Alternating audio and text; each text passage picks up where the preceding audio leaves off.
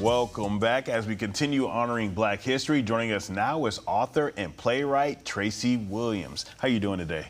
I'm well. How are you doing, David? You know, I'm doing good right now. So which messages in your play and book kind of align with the spirit of Black History Month?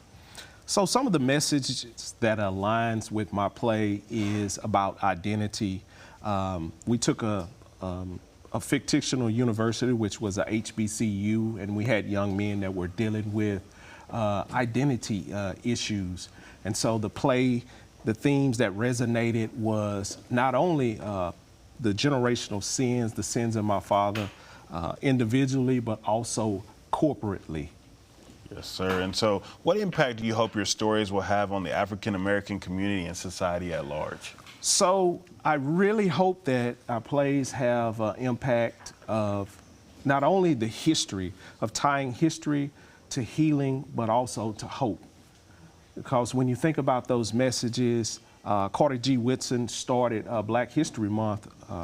Actually, we're celebrating 100 years this year. And what was said is Black people had no history. And so he started Black History Month, or it was actually Black History Week. And so that's what I hope in my plays and my books, that people see the history, but also the healing, because you have to learn from history in order to heal, and therefore hope. Yes, sir. And tell us a little bit about your book and your play that people don't know about, Sins of My Father. So Sins of My Father was something birthed. I was someone that grew up not having my father in my life, and a lot of identity issues with young people is often tied into not knowing who your father is, who your parentage is. And when it comes to the African-American community, as well as dealing with, when you're thinking about history, you look back and you're looking to reach back to your history and connect. And so Sins of My Father was birthed from that.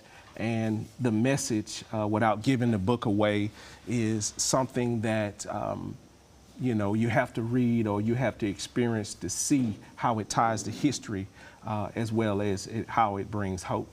Yes, sir. And why is it important for Black authors like yourself to kind of tell these stories from your own perspectives and lived experiences?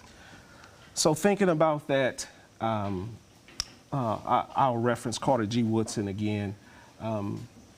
In his reference that when he started Black History Month, and they said as he was going to Harvard, he was the second person to earn a PhD that was African American there. And a professor said that African Americans or Black had no history. And so why it's important to tell these stories is because our perspective, telling our own stories, we control the narrative. And so you can learn from the stories, our African-American or Black stories or history. Yes, sir. And what message from your book or play do you believe has resonated throughout history and still needs to be remembered today? I think what needs to be remembered today is the resilience throughout adversity, throughout the history of African-American people, that adversity, the resilience, and that a lot of the civil rights or the gains that marginalized people have won has been a result of the struggles of African American overcoming, and not only overcoming, thriving. And that has helped so many different communities, and I think that's forgotten in history. And also what's forgotten is a lot of this came through the Black church. And if we have to return back to know our history, and we have to teach our young people, and it has to be something that's generational that we continue to do. Yes, sir. Well, thank you so much for coming in and sharing that with us. All right. Thank you, David. Yes, sir. For more information, go to the website right there on your screen.